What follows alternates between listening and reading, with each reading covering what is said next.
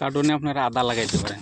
এই দেখেন আদা কত সুন্দর আদা হয়েছে, প্রায় তিনটা কার্টনে প্রায় 5 কেজি 6 কেজির উপরে আদা হয়েছে। কিন্তু খালি এখানে আদা ছিল না, এর উপরে অন্য ফলনও ছিল।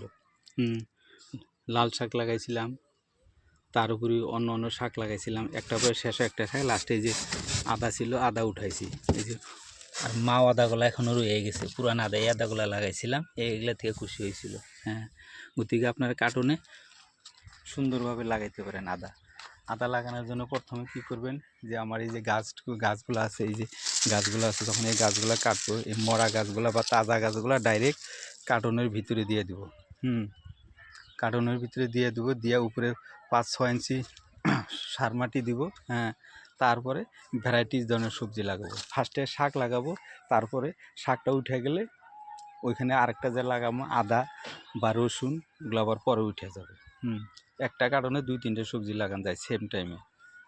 এই দেখেন, এই যে আমি যে আলু লাগাইছিলাম, আলু আপনারা আগের ভিডিও দেখছেন, আলু এটা ডাইরেক্ট আলু না, আলু ঘরে যে পাকঘরে আলু ব্যবহার করা হয়, ওই আলুর কাটা চোষা ছিলান হয়, চোষা ছিলাম কতগুলো বাট থাকে, ওই বাটগুলা লাগিয়ে দিয়েছিলাম।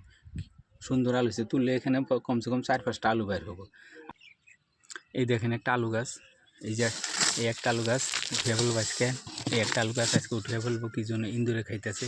এই যে কালকে এটা ইন্দুরে খাইছে অল্প, এই যে এখানে অল্প ইন্দুরে খাইছে, ইন্দুরে কেন খাওয়াবো, এগুলো আলু ডাইরেক্ট আলু লাগাই নাই, আলুর পাকঘরে যে আলু ব্যবহার করা হয়েছে, ওই আলুর ছিলকাগুলা এইখানে লাগানো হয়েছে।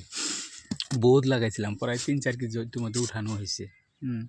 গতিকে আপনারা এই পদ্ধতিতেও কার্টনের মধ্যে আলু লাগাইতে পারেন। এই যে কত সুন্দর টমেটো হয়েছে দেখছেন, এক সাইডে টমেটো লাগাইছি, আরেক সাইডে যে উরুহি গাছ, ভেন্ডি গাছ, আবার দেখেন এই যে কত সুন্দর এই যে বিন হয়েছে।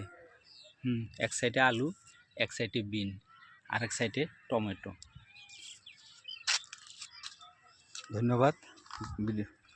ভিডিওটা ভালো লাগলে শেয়ার করবেন এবং লাইক করবেন, সাবস্ক্রাইব করবেন।